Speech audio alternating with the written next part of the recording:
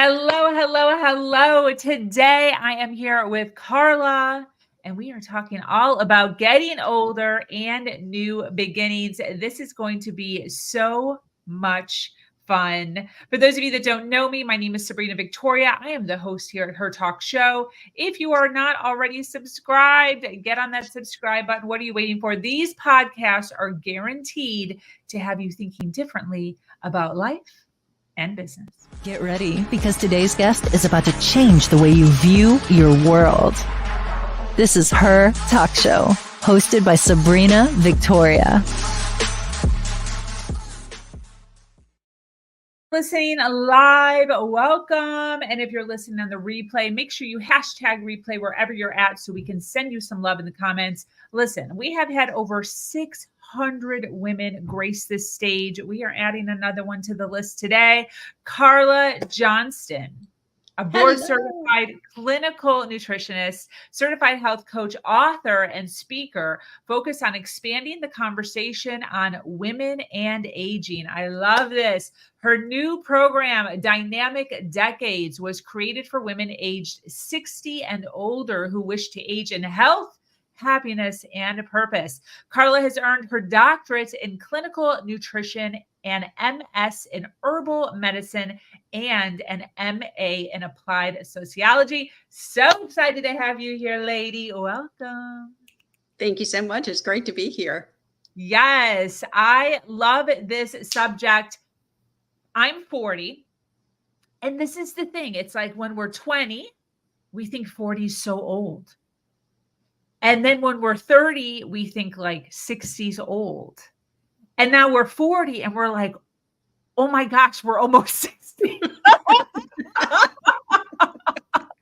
Now imagine when you get to 60, and that is exactly the conversations that I want to have. So instead of the I'm going to be 60, it can be both end. It can be, wow, I'm 60, and wow, I'm 60. So for me, It's the both end. Yes. And I love now being this age and really honing in on several, not all, but several older individuals, men and women, and seeing that like it's not old. Yeah. Which is what you're saying. Yeah. And to your point, for 60 something women, it can be a wonderful time of career and continuing on and being inspired in work. And for others, the transition may be into retirement or already retired. So 60, in my view, especially now that I'm here, is very much a transition the way we were in our 20s, whether we were going to go off to college or whether we were going to have children or some of these big life transitions that we were kind of discovering, I'm really realizing can happen again when you're 60 and 70. So that for me has been a really wonderful enlightenment. Yes. So I would love for you to talk a little bit maybe about your own story or maybe about some client stories on this concept of redesigning, recreating, and readjusting that I know you talk about a lot. I do. So for me, I was in a career that I really enjoyed. I was in medical products and sales. So I spent a great deal of my time in hospitals working with very talented and passionate healthcare providers and clinicians. And I wanted to have a different conversation for myself. I wanted to understand what it looked like before you ended up in the hospital, before you were getting sick. And I had some experience of that in my own family with family members that were aging and lots of medications, lots of surgical procedures, lots of doctor's appointments. And so for me, the journey was, what does it look like? And how do we balance getting assistance when we're not feeling well, when we're sick, and allowing our bodies to do the healing that it can as we get older? And then discovering that your viewpoint, how you looked at life, how you felt connected to friends and outside activities, how that impacted health. So it wasn't just if you have an illness, you correct it. It's this whole big picture. And the Applied Sociology was an amazing foundation in looking at the illness perspective in hospitals and sick care And then the herbal medicine was the traditional view of as we move through seasons and as we move through life. So for me, it was the balance of both. And what I was discovering is that the conversations as I got older and as I get older, there seems to be almost at times this, well, you're 60, you should be slowing down, right? Well, you're 60, you're going to retire, right? Well, you're 60, there's illness, your knees are going to hurt or your hips, which can all be true. I don't want to minimize that. It isn't true for everyone. And how do we expand that conversation? And for me, that's where my passion is. It's just expanding the conversation to get inspired again. Whether you have a bucket list and you want to finish some of those things that you didn't have time for, because we're always taking care of so many things, right? Or do you want to create some new things? Are there some things that you didn't even think of putting on the list that now you're like, maybe I could do that? So those to me are the conversations as we age that includes the inspiration and creative and fun that we can add to our life as we get older, which in my view sometimes is missing. Yeah. What's your thought on, just kind of listening to you? My mind right away goes to focus, right? So like you're in your 20s, we're humans. So there's still like stuff we deal with when we're 20 that we didn't have to deal with when we were 20, when we were 10. And then you're 30 and there's still stuff you have to deal with at 30. But for some reason, 60, 70, the whole hips, knees, gray, it's such a focus. So do you ever talk about or hone in on focusing on something other than that? Because it's still change, right? It's a great point. And to your point, the beauty of what I do and what I talk about is that all of us are unique. And I've used the phrase and had a podcast called Uniquely Nourishing, because I feel like we paint with a broad brush often, no matter the age and no matter the circumstance, frankly. We paint sometimes with a very broad brush. And to your point, I feel that part of my job is to listen to what's going on, to see if there is a need for focus. And frankly, sometimes, Sabrina, the focus is just take a breath. We move so often, we think so often, we have so many stimuli and so many messages coming in. I just wrote an article recently about our inner beauty, and I'm dismayed sometimes when I read about, watch the double chins and face the camera this way and the makeup and the hair. And I was getting overloaded. And I thought, well, is anyone interested in what my message is, what I have to say versus, the outside? And again, I'm not minimizing that. I had to take a deep breath and go, okay, this is what I have to work with. And this is what I want to say based on what my internal wisdom is and how I want to connect and what I want to talk about. And I feel like sometimes as women, because we're used to taking care of many people, and I'm generalizing because many different people take care of different folks throughout their lives, that the focus can take a minute to figure out, because again, we transition. At 60, it may be this, and at 62, I may have an illness that needs my focus and moves my attention. And at 64, I may have a new hobby that wasn't on the radar yet. So it's about the flexibility and resilience of what do I need to do for myself at this time, and how do I stay connected if I'm feeling a little bit like I don't have grounding underneath of me, because that can still happen as we get older. Yes. Absolutely. I love everything that you're saying here. I would love for you to give an example, right? Because I was just in a mastermind. This is a little bit off topic, but I'm going to bring it up anyways. We're women. I was in our mastermind. We run a mastermind every Monday at 10 a.m. Eastern. And the subject of, totally off topic because the mastermind is about business, but the woman speaking, she runs a sex affirmation type of business. And she was just inquiring, like, what are some other things that I should be talking about, should be asking? And I brought up this new epiphany. You know, I'm 40, this new epiphany that I just like had about 6 or 7, 8 months ago, where I would still remember my 20-year-old body, which I'm sure you still remember your 20-year-old body. And my body when I was 24 is different now that I'm 40. It's bigger.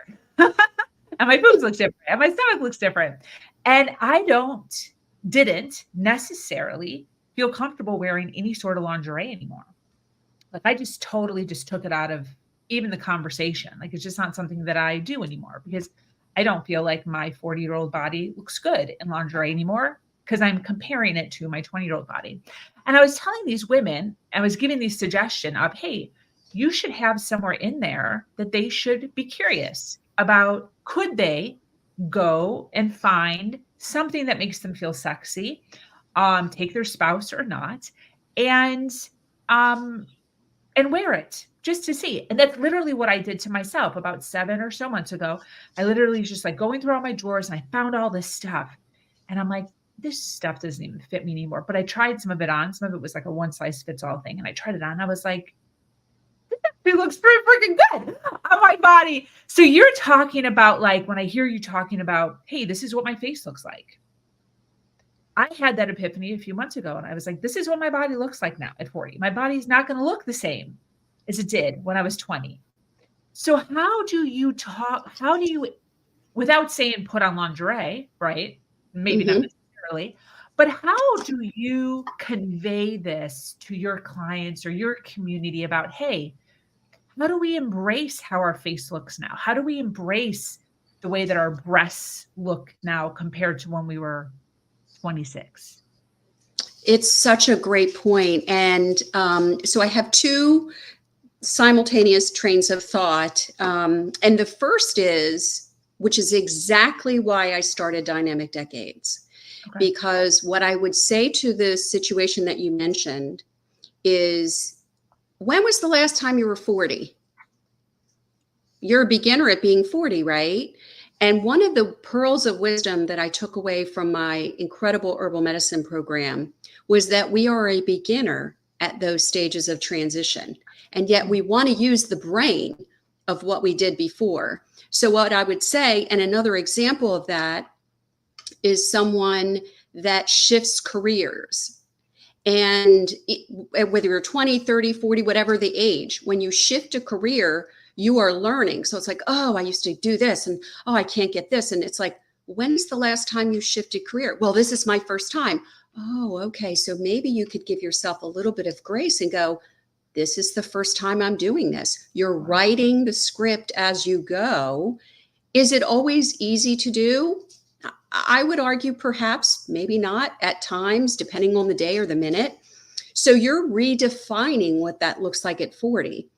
Wow. I would also say you get to redefine what sexy looks like. And I suspect that when you originally tried some of those things on, you were looking at images of what we're told is sexy and what you're supposed to look like, which I don't like that word. Don't like the word should either. And you get to redefine that for your new 40-year-old body and what that feels like for you. So we're, and I'm one of them. There are messages coming in saying, you know, you should look like this and you need to do this. And like I said, the double chins, and here's how you do makeup when you're older, and for aging eyes and aging hair, and, you know, wear this to be slim.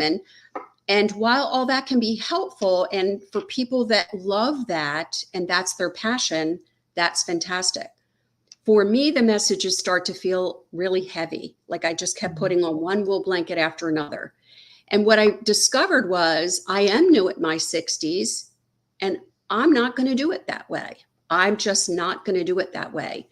Now, when you blaze a new trail, there is no trail, right? So you kind of have to move things and kind of figure out what works for you and realign, which it sounds like that's exactly what you did, is you figured out for you what that made sense. So I would say is whether you're 60, just as if like some women that I work with and or talk with, they're moving out of a very successful career and thinking about retirement. What does that look like? Who am I if I'm not this thing that I'm known for? People know me, I'm successful.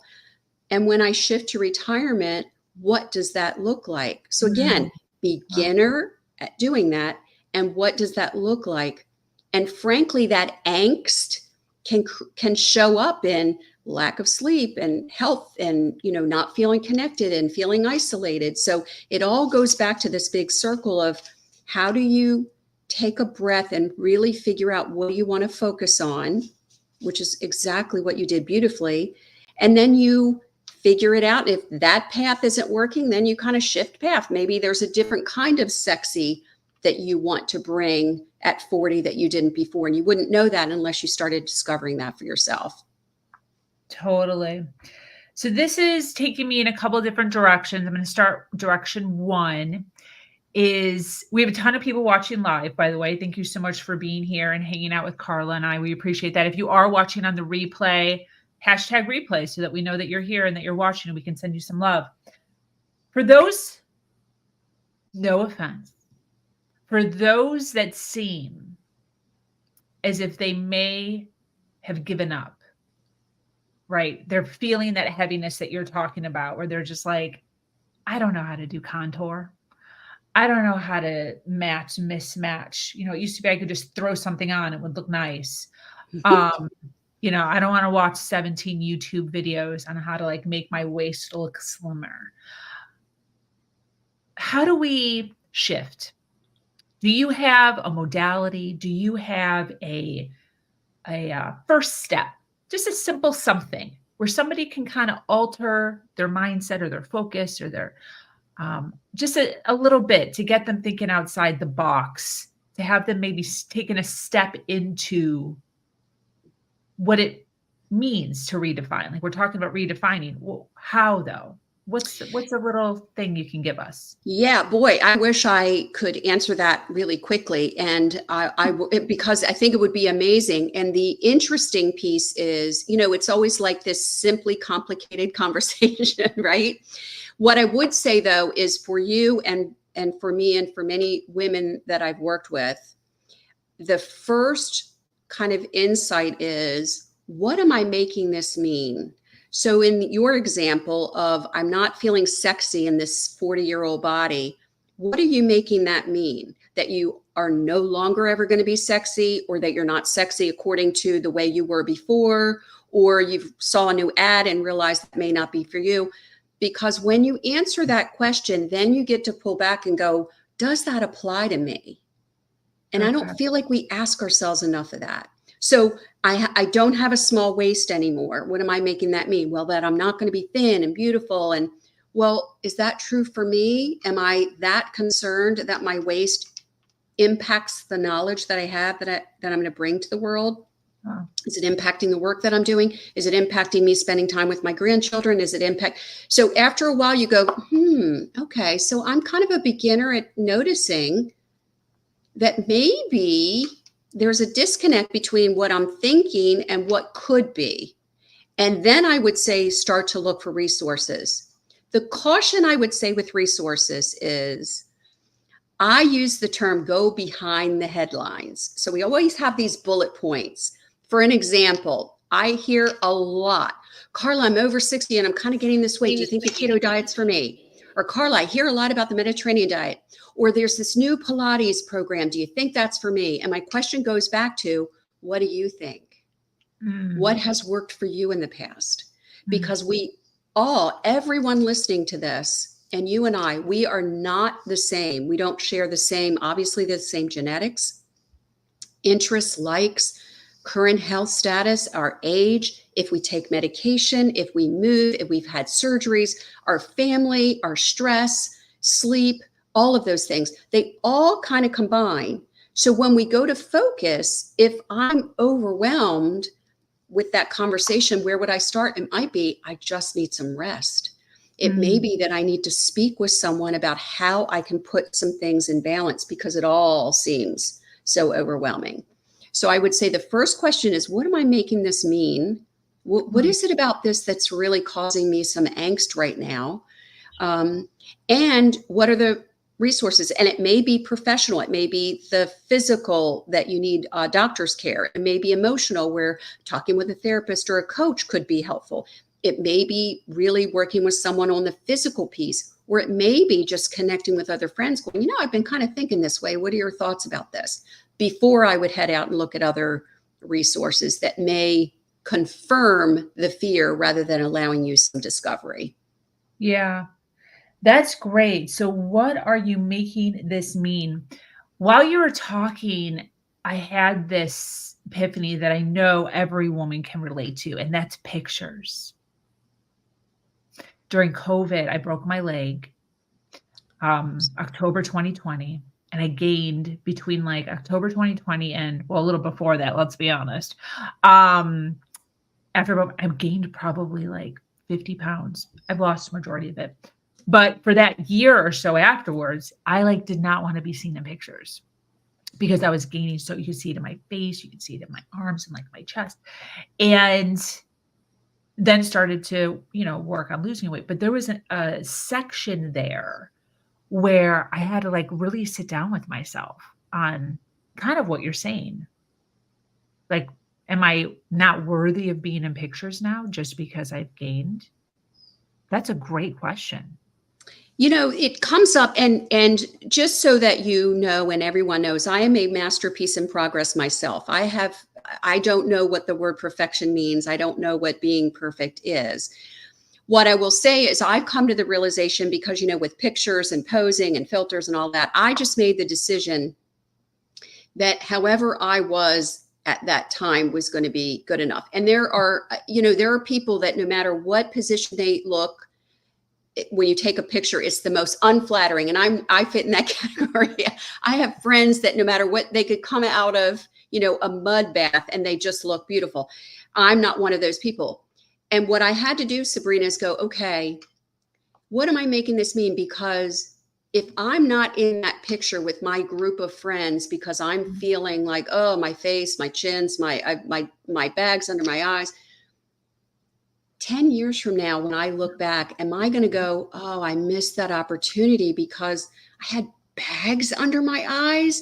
These amazing people that I missed an opportunity to kind of immortalize that because of that. And so that's when I said, just get over yourself. In 10 years, it's not going to matter. You're going to really have loved being part of it. Yeah, definitely. I think one of the most powerful things that was said to me as far as looks go was probably about 10 years ago, where somebody said, you're never going to look, this is a blanket statement, not always true, but you're never going to look as good as you look today. So or you're never going to be as young, right? You're never going to be as young as you are today. And I started to see that around 30, remembering the negative talk I had at myself when I was in my 20s and looking back at pictures. And I was like, damn, I was hot. I was looking so good. But I remember looking at those pictures and thinking that I wasn't pretty or was ugly or didn't, this or that, the other thing.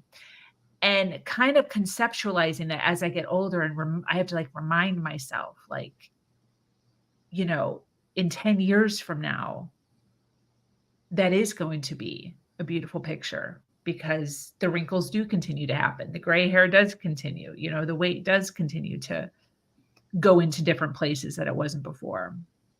And to your point, the beautiful thing, because we're talking about the outside, the look, the pictures, and how we feel and how, we are getting older. Look at the contribution. I would love for the conversation as we get older, including 30, 40, 50s, certainly 60, 70, and 80.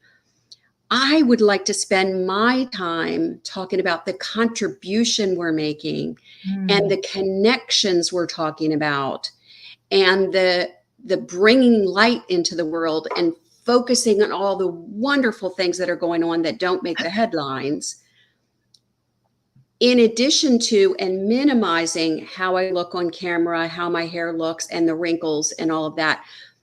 It's not that I want to put my head in the sand and say it doesn't matter, because for some it does.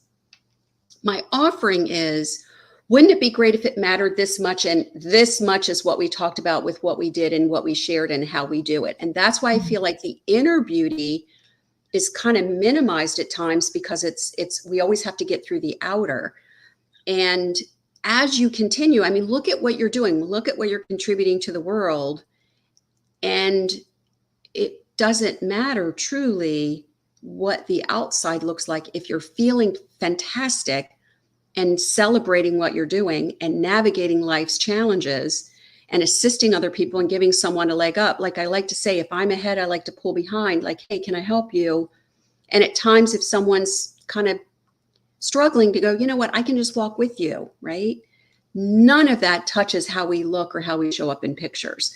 That's the conversations that I want to call forward. And that's where the conversations that I want to have, not that I don't want to have, what do you do with gray hair and what do you do with makeup? I just want it to be 1/10 of the conversation with, what are you feeling? How are you connected? What does your bucket list look like? To ask a 70-year-old, what brings you joy? What inspires you? Where is your creativity? What does that look like? It may be getting on the floor with your grandchildren and playing. It may be like me at 60 going, I'm going to start a business, right?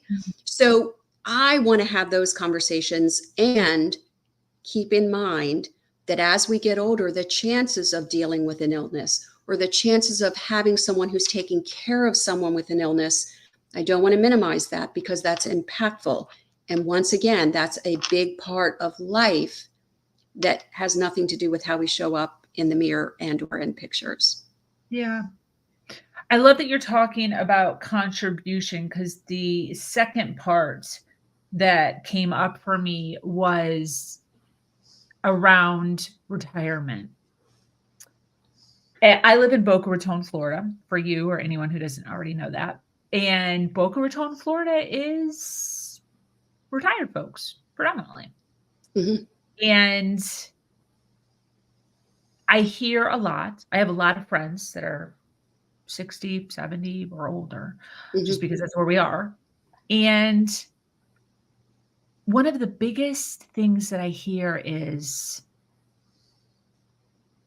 I've been retired. I relaxed, right? They're 67. They've been retired for a few years. They're relaxed. And now they're like depressed. And they're like bored. And I was talking to a friend of mine, and she was like, I don't know what's wrong with me. And I said this word, significance, to her. And she was like, oh my gosh, I have no significance to what you were saying, right? Job, then we have kids, taking care of the house. There's always a need. So what's your suggestion? What's your input on women who are dealing with that?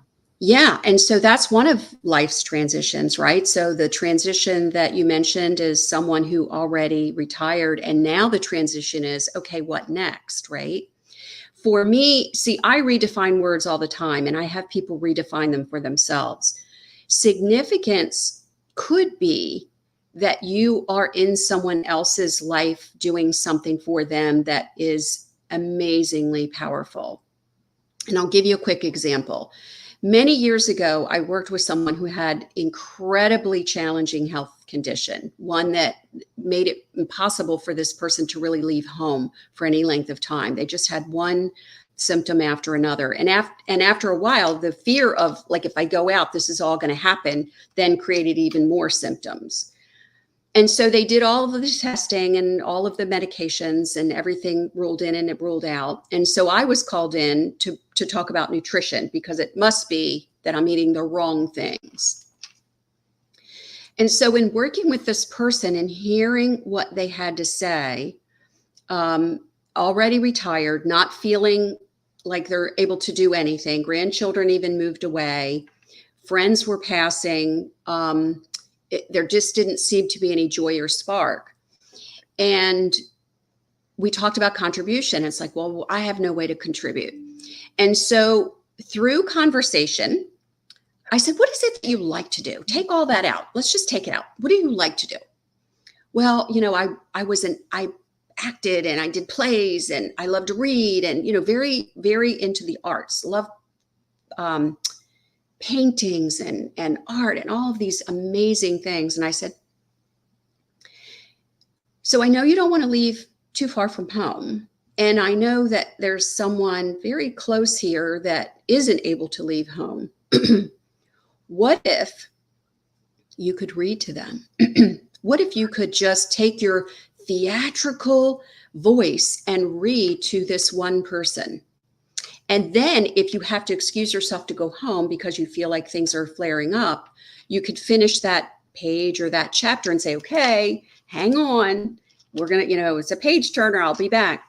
And I have to tell you, Sabrina, that one act for this person opened up the possibility of what could be. And they took it to a whole other level. It was just taking a step to think, what is it that I love to do and inspires me? So the contribution for her was that one person. It doesn't have to be that you speak to the masses, and which is wonderful. It's just what feeds your soul. And when I asked her what brings you joy, she broke down in tears because she couldn't think of one thing. And I said, so let's tap into one thing that could bring you joy. Let's tap into one thing that could inspire you. And she started painting. She started drawing. And even though it was by herself, it just brought her joy. So what I would say is, again, it's the same exploration that we learn as we're younger. This didn't work. This program didn't work. This job didn't work. Let's move. Let's do this. Let's shift. We can do the same in our older years. It can be different because we've got life experience behind us. And I would just say tap into joy and experience and creativity and go, again, what is it that over this next week would be fun, or over this next month, or what could I do one fun thing today? And that will lead to the next thing. Great advice. What a cool story. It was, and what it taught me was, again, my visual mind was saying, look at all she's putting in. She's taking in that I'm not worthy. She's taking in that I'm alone. She's taking in that I've got this illness that's creating a real significant challenge. And we never minimized that because it was a significant challenge. So it was, I use word both and all the time. We want you to be inspired and enjoy, and we want to be mindful of this challenge. So how do we navigate both those waters?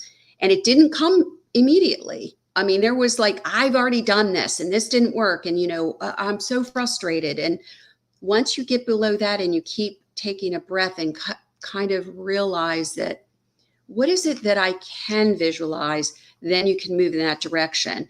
And when you start to smile, when you think about it, I'd say you're on the right track. This is so interesting as I'm thinking of people that I know. And I have had probably, I don't know, maybe 3 clients and or friends where I've gone to their house. They're retired. I go to their house and I'm admiring paintings on their walls. I'm like, ooh, this is beautiful. And they're like, I painted it myself. So that's what that is. Yeah. Yeah. And the beauty of her paintings was she shared with me, I'm not going to show them to anyone because I don't want to know what people think because I'm doing it for me. Yeah. And again, through life's lessons, through all the academic and through my experiential pieces, I wrote my first book at 59. It was like, well, why not? Why not now? And I have, I keep little clippings of like, at 71, this person finished their undergrad degree, or this person finally was able to go to high school, or somebody just ran a triathlon at whatever age. And I want to celebrate those and remind people we don't have to win a marathon for it to be amazing. What I consider this person did for reading the story to the other person, I consider that to be amazing because she really went out of her comfort zone to do it. And it made such a difference for the other person. So it doesn't have to be so big. It just has to be where it brings you joy, where I would say, where it fills your heart. And when you do that, I feel like it just kind of extends out of that. Absolutely. This has been so great. The listeners that are here with us live, thank you again for being here. They're obviously resonating with what you're saying. I would love for you, we obviously have a good idea of what you do, but if you could share with us exactly what you do and who should be reaching out to you? Who do you help? Yeah, that's a great question. So I am a clinical nutritionist. So I started with looking at food. Food is information's incredibly important input for our health. And what I noticed as I was working with older folks, as I've always had an interest in aging and older adults, is that it's what's on life's plate, right? So to tell someone to eat better is not helpful when they're carrying a huge burden of taking care of someone else and working full time and trying to figure it out. So I felt like for me, that advice really wasn't helpful. So what I do is I work one-on-one with whoever is seeking to improve health. And so I look at it through the lens of, I call it my Nourishment 9. So current health, like I mentioned, medication, sleep, social connection, viewpoint, mindfulness, stress, all of those things. And then we figure out together, what is it that you have a vision for your health? And then how do we get there? What are the steps that we can do to get there? So I have a practice where I see folks one-on-one. And then what I discovered was for women 60 and older, to have that once a week connection of talking about these topics like success. Where do we get to share and brag about success, right? Or I'm really dealing with this difficult life challenge. Gosh, if someone could just hear me. I don't want advice. I just need someone to hear me. Or I want to start a new physical program or a new hobby, or what is everybody else finding out there? So for me, that's where the dynamic decades came out. I'm still working and I want to connect with other women there. And I'm thinking about retiring to talk to other women who have done it, and then to figure out together how they could support each other doing that. So that's where the dynamic decades came out. Those that women 60, 70, 80 plus. And then of course I have my own private practice. Fantastic. Where can people find you? Social media, websites? Yeah, so I have a website, and I think it's listed here. It's drcarlajohnston.com. And all of the information that I just spoke about is on there. And then I'm also on Instagram and Facebook, Dr. Carla Johnston. And if anybody has a question, I do see folks virtually through telehealth, and I have different types of programs. I just started this year a program with 6 visits, because it takes time to make the change. And so it's, we come up with that together after the intake. And each person is different. That's why I say it's not you come in with this and it's going to lead to this. It's just really what it looks like for you. And I would say someone reach out if you just feel like you're just not feeling well, or you've had a medical condition that's creating challenges with movement and sleep and things like that, you feel like you could use assistance with. I would say, to reach out, whether it's me or someone else, to at least get some resources to support you. We don't have to do it all ourselves, especially if you're feeling isolated or like you don't have anyone to talk to. I would say just please reach out to someone. Yeah, that's great. So Insta, Facebook, her website is in the description below in a clickable link. So go ahead and click on that. Reach out. We love to connect people here on this platform so that we can all continue to rise. Any closing thoughts? This has been great. Any closing thoughts as we wrap up? Yeah, so I would say thank you so much for the opportunity. I've really enjoyed speaking with you, and I would say I appreciate what you're doing. Again, it's these contributions where we assist each other to what we're meant to do. And also the discovery of what we're meant to do is just super important. So I'd like to leave with a big thank you of gratitude for including me in on this podcast. Yes, 100%. Thank you for being here and being so lively and insightful and sharing your wisdom.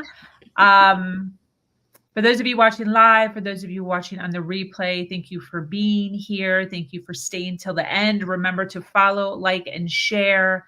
Once again, I am your host, Sabrina Victoria, and I invite you to join our amazing community, Her Nation, where we continue to uplift each other every step of the way by having conversations just like this.